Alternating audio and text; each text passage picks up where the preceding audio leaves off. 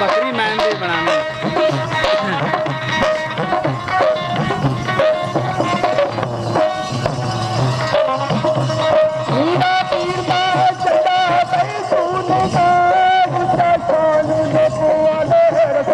Speed बड़ी लाई जाती है।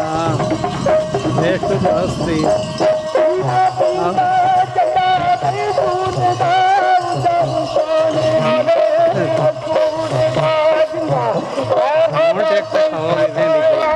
खबर जी विचू लिखा बैठा होंगे